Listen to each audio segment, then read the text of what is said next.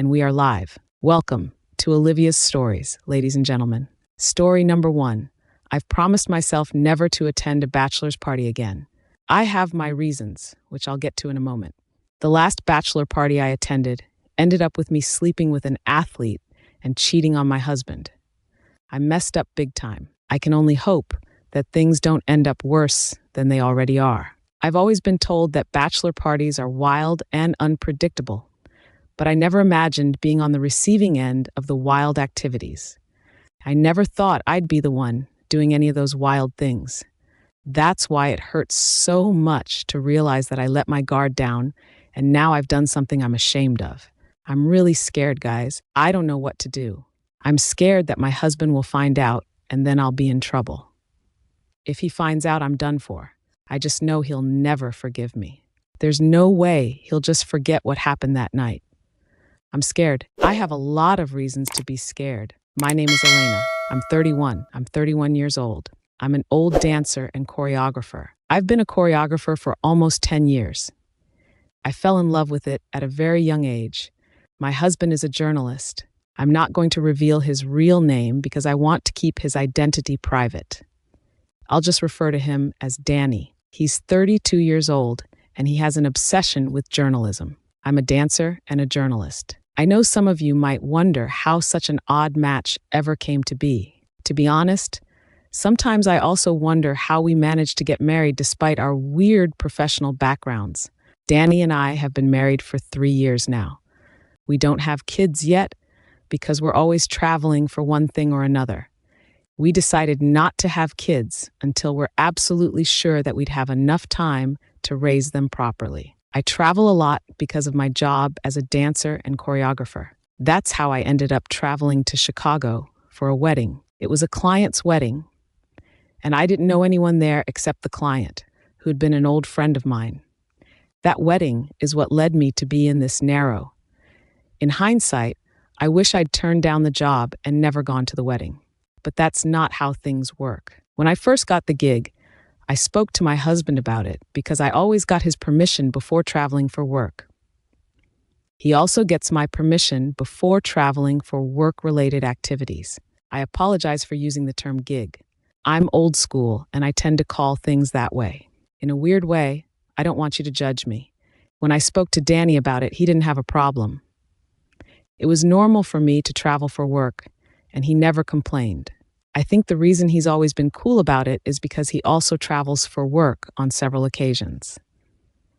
Maybe he feels guilty and just decides that it's best if we have a mutual understanding. To be honest, neither Dane nor I are home regularly. Our schedules often collide, which makes it hard for us to stay home together.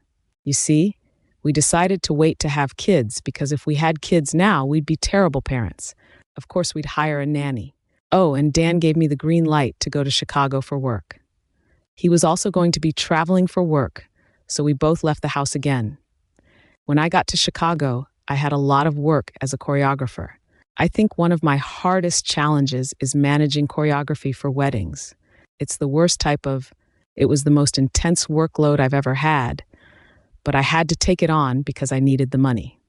My job was to teach the couple and their bridesmaids, as well as the groomsmen, some extra choreography that they could use for a perfect wedding entrance. They wanted something like those trendy couple entrances you see online. It's really challenging to teach dance to couples who don't know anything about dance or rhythm. By the time I flew there, I only had 2 weeks to make sure everyone was ready. I was really struggling at the end of the day because none of them were cooperating as much as I wanted them to. I'm not joking when I say that I almost had a mental breakdown. That's not uncommon in my job, and anytime it happens, I like to call my husband and have a long talk with him. I did that almost throughout that particular trip, but I had to stop the moment Danny told me he had been occupied and had to work. I don't know I don't know why I agreed to attend that particular bachelor party. I'd never been to one before. Most of the bachelor parties I'd been invited to while at work were either with relatives or close friends of mine. That particular couple were just friends of mine that I met in college. When they invited me to their bachelor party, I said no instantly. I didn't even ask for time to think about it. I just knew immediately that I just wasn't in the mood to go. One of the reasons I initially declined was because I'd been dancing and teaching all day. But the couple didn't take no for an answer. They kept pestering me and asking me to come. I really wish I'd stuck to my guns and said no. When they first asked, I told them I'd think about it. I'm sure that if I just held on a little bit, things would have turned out differently. When I went to the bachelor party, I realized that it wasn't your typical bachelor party. The couple didn't have their party separately, they did it together. It was wild. I walked into the club and knew I should have stayed home. There were drinks everywhere and people dancing like there was no tomorrow. Anyone who's been to a bachelor party knows what I mean. It's crazy how couples just decide. This couple really went all out to celebrate, and they made sure they went as wild as they could. I felt so out of place that I didn't think twice before asking to leave. The only problem was that I'd arrived in the couple's car and they'd brought me to the club. I wasn't really familiar with Chicago, having only been there a few times, so I wanted to go and ask the couple if they could call a taxi. I thought about asking the couple to call a taxi for me, but I decided against it because I didn't want to be a burden.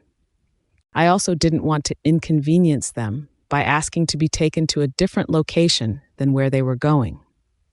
I'm not very familiar with Chicago, so I didn't want to end up somewhere I didn't know. I tend to overthink things and read into every detail. I can become paranoid over the most trivial things. I'd give you the same reasons why I'm right. I decided to stay at the party and try to hold on until the couple were ready to leave. I knew it wouldn't be early because the couple didn't look like they planned on leaving the party that early.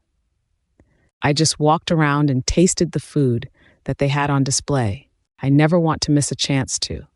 I was walking around and eating anything in sight when a guy waved at me and gestured for me to come sit with him. I know that many of you will think that's cheesy, and to be honest, I was quite surprised that any guy had the courage to wave at me.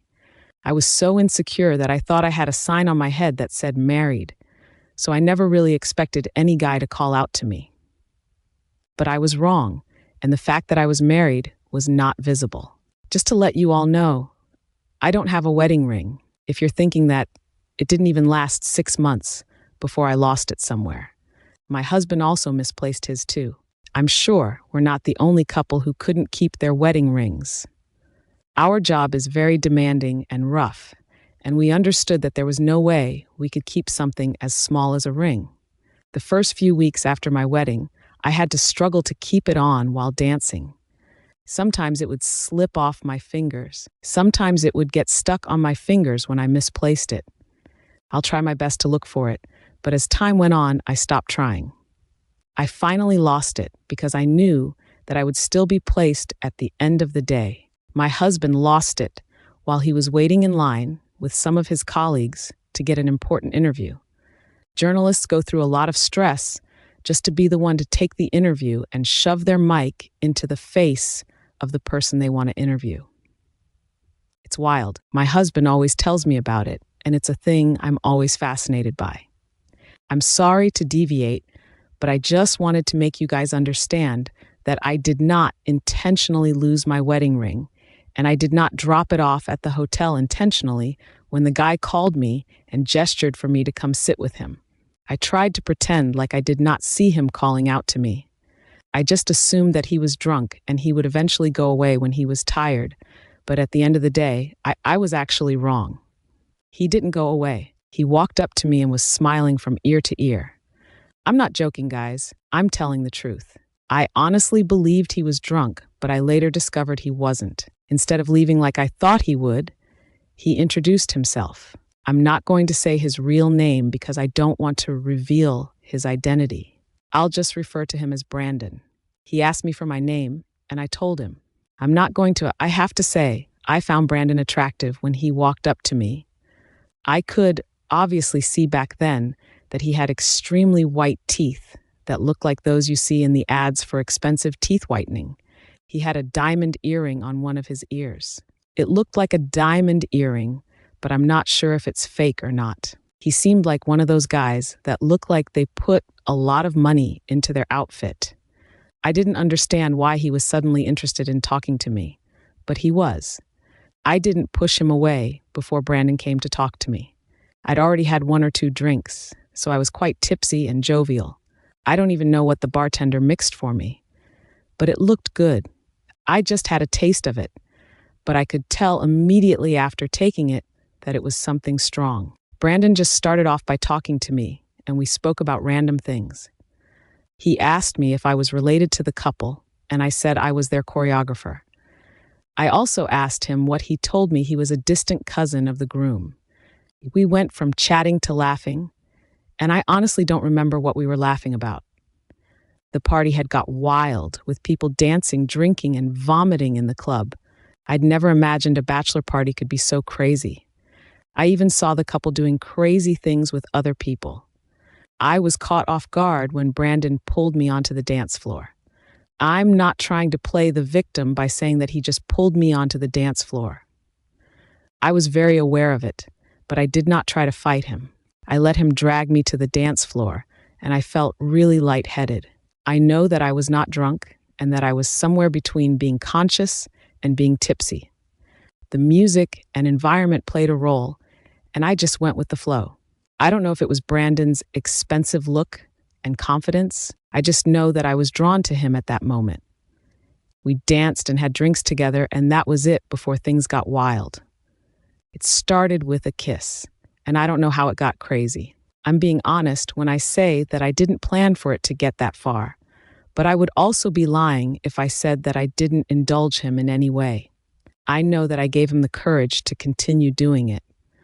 I felt, and I still feel, like I am a very loose cannon. I woke up in an unknown location with Brandon next to me. That's when it all made sense. I spent the night with Brandon, who was a total stranger. I practically ran out of the hotel room because I was ashamed of myself. I had cheated on my husband with a stranger. The fact that I did not know Brandon made it more disrespectful. Before leaving the hotel, Brandon gave me his business card, which had all his info on it. He said he liked the night we spent together and would like to see me again. I only took the card after he showed me the protection he had used, because I was scared he hadn't used protection. On the card, I saw that Brandon was an athlete. I even looked him up online. He was a young athlete in his mid-prime. He was in his 20s, and I couldn't believe I'd slept with someone 6 years my junior. It felt surreal, and I honestly thought something had got into me, but I knew that wasn't true. Before the bachelor party, I'd been counting down the days until I left Chicago. But after that party, I've been praying time would stop until I was able to gather my thoughts. I had the courage to see my husband well. Time stops for no one, and I did not suddenly become an exception. I don't know how to say this, but I've faced the consequences of my actions. I've started feeling the weight of what I did, even without revealing the truth to my husband. The guilt is stronger than anything I've ever experienced. It's honestly crazy. I thought it was the couples who usually I ended up making some pretty crazy decisions at the bachelor party, but I guess I made the craziest decision of all. I cheated on my husband with a young athlete. I'm honestly pretty disgusted with myself. I wasn't even present at the wedding, and I didn't take many videos like I usually do. I just hid in my shell and tried my best to pretend like everything was okay when in fact it wasn't. I'm still in Chicago a week after the wedding ended. I don't have the courage to leave Chicago right now. My husband has been blowing up my phone nonstop for the past few days, but I've ignored all his calls. I can't do it. How will I tell him I have no choice but to go back tomorrow? Please help me, guys. I don't know what to do. I have to be honest. I don't want him to find out that I still love him and that I regret my decision. I can't imagine losing him for anything in this world. I messed up big time, but I'm not ready to give up on him. I feel like a selfish fool, and I know I am, but I could really use some help here. Update, I got caught. Danny found out the truth on his own. I thought time would take my troubles away, but I guess that time only made things worse. They say time heals wounds, but it just made my own wound bigger. The funny thing is that the wound is not even mine in the first place. I'm the one who went ahead and ruined my marriage with my irresponsible and stupid act. I had to finally leave Chicago because I could not stay there forever. At the end of the day, even though I wanted to, I had to. It took a lot of personal affirmation for me to finally go back to my house. I spent a lot of money renting a hotel in Chicago, which was a reality check. I realized I needed to go back when I got back. I was very happy that my husband was not at home. I checked the messages he sent me, but I did not reply. I couldn't even bring myself to open them. I hadn't been able to check my messages for days, but I finally did so when I got back to the house. He'd already left for another work trip. As he'd said in one of his messages, I was relieved to know that I wouldn't have to face him immediately and that I'd have some time to gather my thoughts and think about what to do. I was in a state of denial because I didn't want to accept what I'd done. I kept trying to draw it out and pretend it was all a dream, but I realized that I was not helping myself and that I was only making matters worse. I read most of the comments you all posted, but I think I stopped halfway through when I realized that the comments were doing me more good and bad. A lot of people said some pretty hurtful things to me, and I can honestly say that it got to me. What's worse is that I know that I deserved all of the insults and judgment I got. This is the first time I've ever shared my story on Reddit and made myself vulnerable to public scrutiny and judgment. I do honestly hope that this will be the last time I'll share a story on Reddit too. As you may recall, I informed you that my husband was calling me repeatedly, and I ignored him. He left numerous voicemails, which I was eventually able to listen to when I had a chance to collect my thoughts. In most of the messages, he sounded quite angry and repeatedly asked me why I wasn't answering his calls or responding to his texts. The last voicemail he sent was particularly alarming. The last voice note was the one that showed me just how angry he was. He sounded very furious and even told me that he would travel to Chicago if I did not call him back. I just assumed that it was a threat and that he would not follow through with it. By the time I even listened to that voice note, I was already out of Chicago. Thankfully, he also said he was going to work, so he was not able to follow through with his threat. I finally decided to tell my husband the truth after reading the comments on Reddit. I realized that keeping the truth from him would make me look bad and that I had made the decision, so I should be ready to face the consequences. I'm not going to lie about it just because many people said I should tell the truth. It took a lot of convincing myself and seeing the truth from other people's perspective for me to actually decide to tell them the truth. I finally realized that I had been selfish to think that it was okay to cheat on my husband and then decide to keep the truth from him. As most people called me in the comments, I think I was being selfish and it was wrong. It's one thing to cheat, but another to try to keep the truth from your partner when it all comes out. I don't want him to end up hating me. That's another reason I decided to tell him the truth. The athlete kept messaging me. He'd got my number from the groom, who was his distant cousin. When I asked him how he got my number, said he lied to the groom and said he wanted to hire me for an event. I blocked him immediately, but he kept messaging me with different numbers. I had to switch off my phone completely. I started using another phone with a separate SIM because I was tired of receiving his calls all the time. He tested me and tried to reach out to me a few times, but I just kept reminding myself of what I'd done. Eventually, he stopped. He kept texting and calling me after I deleted all the call logs and text messages he'd sent me.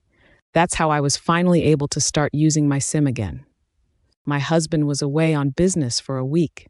When he got back, he asked me to sit down and have a chat. I had an important conversation with him. I was really shocked and scared, and I honestly thought he'd found out the truth. But it turned out I was wrong, because the conversation didn't go the way I thought it would. He was really angry and kept asking me why I'd suddenly acted the way I had. Chicago was the ideal chance for me to tell him the truth, but I just couldn't do it. I apologized and said I was unwell in Chicago. He didn't believe me and thought I'd been up to something, which was why I'd ignored him. He was so angry that he didn't speak to me all day. I ran to the toilet and cried. I kept asking myself, if he was angry at me for ghosting him for a week, how would he feel when he found out what I'd done? It made me realize that I didn't realize how serious it was. I knew he wouldn't forgive me, but I was still hoping he'd understand. I hadn't even thought he'd find out on his own. I have to tell you, I wasn't at all prepared. The level of shock and anxiety that hit me the moment he confronted me was unreal. I haven't been prepared for this at all. It was that scenario that made me regret not telling him sooner. It was a Saturday morning, and both of us were at home for the first time in a very devastating. My husband had been angry with me for a long time, and we hadn't spoken for a while. I made lunch and served it to him in the living room while he was watching TV. I didn't expect him to suddenly push the food down until the plate shattered on the floor. The hot food almost burnt him. I was so shocked that I almost stepped on the shattered plate. I got upset with him and asked him why he was acting like a child. I foolishly thought I could scold him, not knowing that I was about to receive the shock of my life. To my surprise, he brought out his phone. He increased the brightness on his phone and then shoved it into my hands. I squinted my eyes to see what he was trying to show me. My breath almost left me instantly. There were photos of the text messages Brandon had sent to me. From the date I could see that there were recent messages. I couldn't believe it. I was shocked to see that Danny had managed to access texts I hadn't even noticed. I'd underestimated just how smart my husband was. He was a journalist, and I'd been caught up in my own problems. The messages were so recent that I was pretty sure there weren't the same messages I'd deleted. I realized he'd searched my phone without me knowing, and that's where he'd taken the pictures. One of the messages said, "I can't forget that night, even though I've tried. Please stop ignoring me so much. I can see you again." Those were the messages he sent me. I can't even write them all. I'm so embarrassed that my husband read them. I forgot about Brandon because he stopped sending me messages. I didn't check again because I was trying to figure out how to tell my husband. I had to figure out how to tell my husband the truth. I hadn't even thought of trying to hide the texts. I didn't even know that any such text existed. I was so surprised that I couldn't move. I just stared at the phone like it was the only thing that could save me from the situation I had found myself in. Instead of the situation I had caused, Danny shook his head and spat on the floor. He said I'd taken his trust and thrown it away. He said it was because of women like me that men couldn't trust their wives. He also said he regretted ever giving me Barafuen. He said I should have the freedom to work as I liked. He said so many things that I had to cover my ear and stop myself from hearing them all. The more I listened to him, the more I realized that I had messed up so badly. The man that once adored me was now disgusted by everything that related to me. His words cut so deep that I was boing. He was really embarrassed and said he was even more disappointed that I kept it from him for so long, up to 3 weeks. I tried to explain, but I was stuttering and couldn't get anything sensible out. He didn't give me a chance to speak and just grabbed his car keys and left. I spent hours on the floor thinking about what happened and pinching myself so I could wake up and realize it had all been a dream. I had ruined my life for a few minutes with a stranger, and I had suffered it, and I am still suffering it in more ways than I could have ever imagined. I could not believe that. My marriage was over, and it was all because of my decisions. Every day since then has been the most miserable day of my life. I cannot even imagine what is going through his head. I know he despises me now, and the thought of that is making me go crazy. The thought that your husband, who once loved you most, it's awful. He used to shower you with affection, but now he's disgusted and ignores all your calls. I'm still shocked. I've been stuck in the house for days, and I'm trying to get out of bed and leave the house now. The only text message I got from him was that he was planning to get a divorce. Dane said he was planning to get a divorce. He warned me to sign the papers immediately and not to make a scene, or he'd make sure I was humiliated. I don't think he'll go back on his word, so I'm not going to try to act out or hinder the divorce. I also have a conscience, and I'll be doing him a disservice if I try to make this divorce difficult for him. Update 2, I'm now divorced. Life is full of surprises. It's surprising that a woman like me, who was married just 4 months ago and is now divorced in a very short time span, is the crazy life has a way of humbling you in so many ways that you don't even know where to start. I got karma and it was very hard. Dane didn't even have to lift a finger before I regretted all my decisions.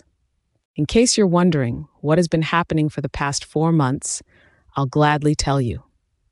I've been meaning to make this post for a while now, and I finally did it. I signed the divorce papers without causing any drama because I knew there was no need for me to do that.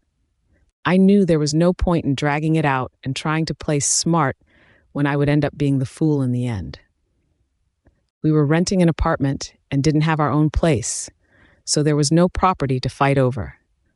I'm also grateful that we waited to have kids, or it would have been much harder if I'd had to be separated from them. I moved out of the apartment because I could. I couldn't afford to pay for the apartment on my own, even though Dane decided he wanted to leave.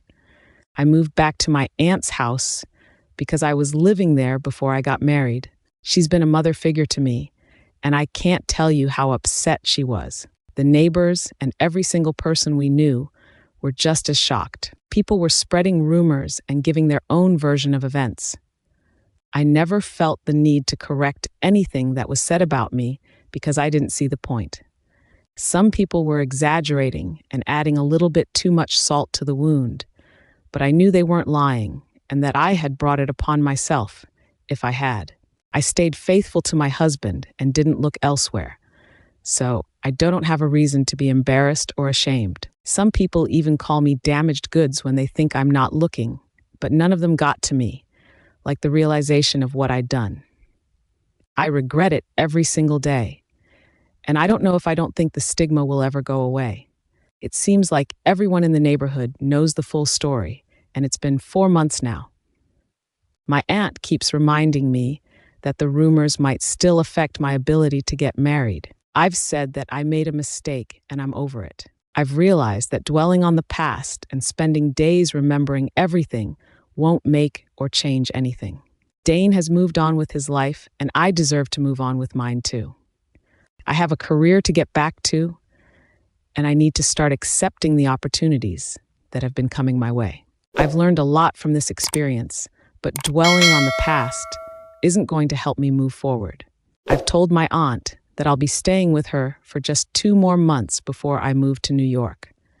I've saved enough to open a dance studio and an office, so I can easily take on clients. I've blocked out background noise, even when my aunt and other family members try to tell me what my ex is up to. I've been trying to find out what's going on with my husband and his life. I always tell people I'm not interested because I don't want to relive all those memories again. That's all for now, guys. I'm just trying to get a place in New York before I move there. Brandon stopped contacting me 2 months before the divorce was finalized. I've had my peace since then. I really hope that no one makes the kind of bad decisions I've made. Women should just try their best to be more present and think about the consequences of their actions before they indulge any male. Also, remember to stay safe at bachelor parties. Shaloms.